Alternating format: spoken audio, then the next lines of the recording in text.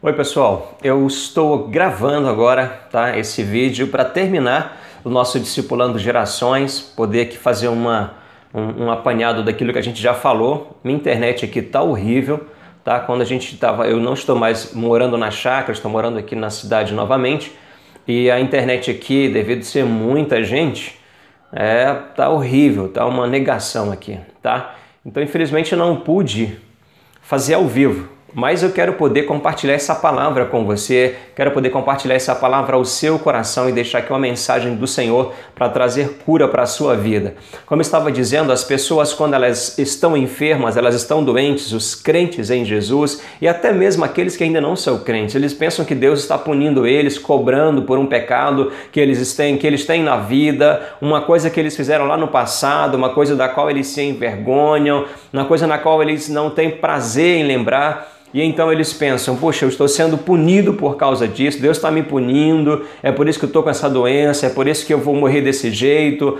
porque eu deixei de fazer isso, aquilo, outro, ou eu fiz isso ou aquilo, outro. Mas eu quero poder trazer essa palavra ao seu coração para te trazer esperança, para te trazer a confiança no amor do Senhor Jesus. Quando elas pensam assim, elas têm a mente voltada para o Antigo Testamento. E o Antigo Testamento, a Antiga Aliança, não é mais aquela na qual nós estamos vivendo. Nós estamos vivendo na nova aliança, tá? Nós estamos vivendo na aliança da graça. No Antigo Testamento, na aliança da lei, Deus disse, não farás, não cometerás adultério, não falarás mal, não tomarás nome do Senhor em vão. Tudo dependia do homem para que ele fosse abençoado. Nessa nova aliança, a aliança da graça de Deus em Cristo Jesus, tudo depende de Jesus, daquilo que Ele fez. E é por isso que nessa aliança você pode receber as bênçãos de Deus. Mesmo sendo falho como somos, podemos ser abençoados, porque Jesus, Ele estabeleceu sobre nós um novo tempo e uma nova aliança. E é nessa aliança em que nós estamos, onde o Senhor diz, eu farei, eu abençoarei, eu batalharei as tuas guerras. O Senhor é que está dizendo, nunca mais me lembrarei dos teus pecados, jamais vou te repreender, jamais estarei irado contra ti. Sempre é Deus dizendo que Ele vai fazer o que for necessário ou aquilo que Ele prometeu ou propositou para que a sua vida fosse abençoada, a sua vida fosse uma vida vitoriosa. Então você pode crer no amor de Deus, você pode crer no milagre do Senhor Jesus. Eu quero declarar hoje cura sobre o seu corpo, qualquer enfermidade, qualquer diagnóstico sobre o qual você esteja. O Senhor Jesus é poderoso para quebrar essa ação maligna e trazer saúde ao seu corpo no nome do Senhor Jesus. Eu quero declarar, seja curado hoje. Não importa o tempo e o momento que você esteja assistindo, receba a cura agora, em nome de Jesus, porque a palavra dele não volta vazia e o poder de Deus não se limita ao tempo ou ao espaço. Ele é Deus ontem, hoje e eternamente. Ele é o Senhor Todo-Poderoso, tá certo? Então, quando eu digo que as pessoas têm em mente que está sendo punida pelos pecados, elas pensam nesse texto aqui. Melhor, o diabo traz à sua mente esse texto. Veja só, capítulo 28 de Deuteronômio, verso de número 20, diz assim: o Senhor mandará sobre ti a maldição, a confusão e a ameaça e tudo quanto empreenderes, até que sejas destruído e repentinamente pereças por causa da maldade das tuas obras com que me abandonaste. O Senhor fará com que a pestilência te pegue a ti, até que te consuma a terra e que passas para possuí-la. O Senhor te ferirá com tísica e a febre e a inflamação e com o calor ardente e a loucura, a secura e com o crestamento e a ferrugem, e isso te perseguirá até que pereças, até que morras. E os teus céus sobre a tua cabeça te serão de bronze, e a terra debaixo dos teus pés serão de ferro. Por chuva da tua terra o Senhor te dará pó e cinza. Dos céus descerá sobre ti até que sejas destruído. O Senhor te fará cair diante dos teus inimigos. Por um caminho sairás contra eles, mas por 7 caminhos fugirás diante deles. Serás motivo de horror para todos os reinos da terra. Aqui Deus está dizendo que traria juízo sobre o povo se o povo não obedecesse. Mas isso aqui é Antigo Testamento. Isso aqui é a lei. Isso aqui é aliança da lei, não é aliança da graça. Então as pessoas têm em mente que Deus está querendo consertar alguma coisa na vida delas, trazendo todo tipo de doença, de enfermidade sobre seus corpos. Uma coisa que as pessoas usam em que é um equívoco também, porque foi um equívoco na vida de Jó, em outro momento eu vou falar sobre isso aqui, mas é tomado como algo de Deus. Jó disse assim: Deus me deu, Deus tomou, louvado seja Deus. A única coisa boa que ele fez foi louvar a Deus, mas ele desfaz tudo isso quando ele diz que Deus tomou. Não, Deus deu, mas não foi Deus que tomou, foi o diabo. E lá na frente Deus vai questionar Jó, porque Jó não glorificou, porque atribuiu a Deus uma coisa que foi do diabo. Então, muitas vezes nós temos essa ideia: Deus me deu, Deus tomou. Não, calma aí. Deus tem dado, Deus tem abençoado. Mas quem vem para destruir, matar e roubar é Satanás. Quem vem para roubar de você a sua alegria, a sua paz, a sua saúde é o diabo. Existe um mal no mundo. Por isso o Senhor nos manda orar dizendo: livra-nos do mal, porque teu é o reino, o poder e a glória para sempre. Por isso, então, eu quero que você entenda que Deus tem abençoado.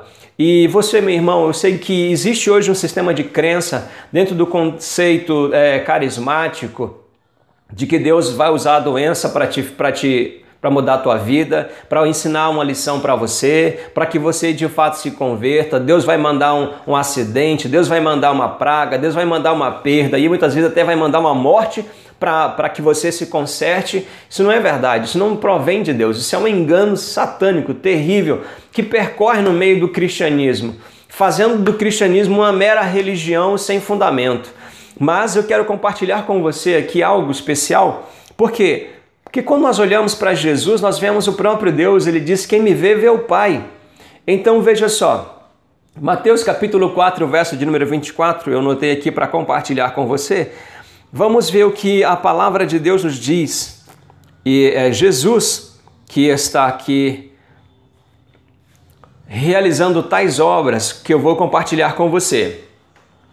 E a sua fama percorreu por toda a Síria, e então trouxeram-lhe todos os doentes, acometidos de várias enfermidades e tormentos, endemoniados, lunáticos e paralíticos. 25. E da Galiléia e da Decápolis,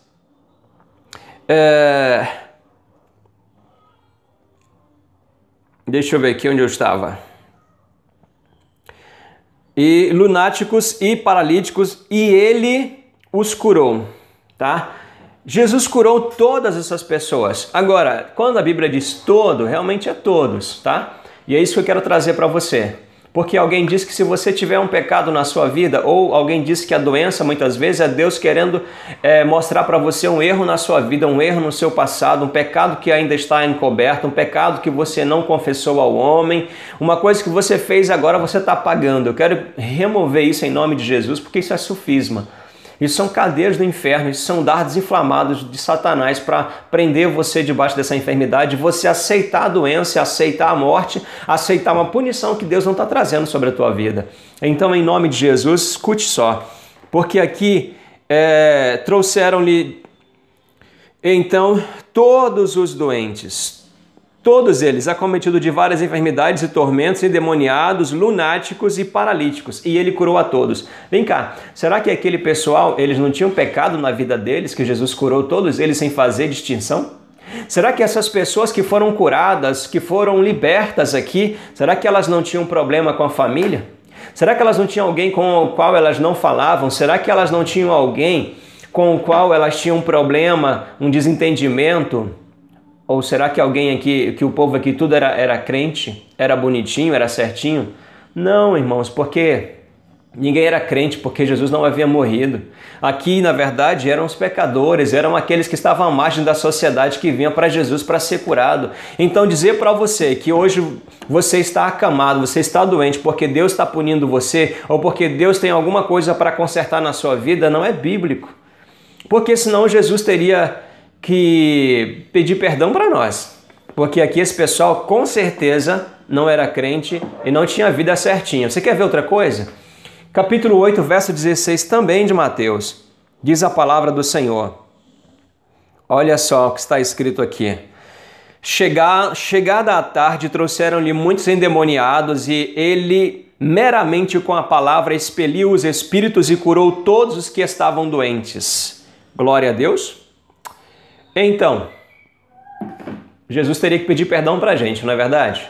Porque todo esse povo veio a ele, todos vieram a ele, e ele curou a todos. Por que é que ele não curaria você hoje? Por que é que ele não removeria a enfermidade, o câncer do seu corpo, das suas células, ainda que sejam no estágio 4? Eu quero dizer para você que Jesus tomou um homem, pegou um homem que estava no 4º dia de morto, e com a sua palavra, e porque ele próprio é a ressurreição e a vida, ele diz: Lázaro, sai para fora, e o morto reviveu depois de 4 dias. O que Deus não pode fazer com a enfermidade do seu corpo, Ele pode remover completamente e libertar você. Então receba a cura, receba a libertação hoje em nome de Jesus. Quero te mostrar mais. Mateus 12:15. Olha aqui. Tá? Eu estou olhando para o lado ali porque eu anotei no meu quadro aqui para facilitar.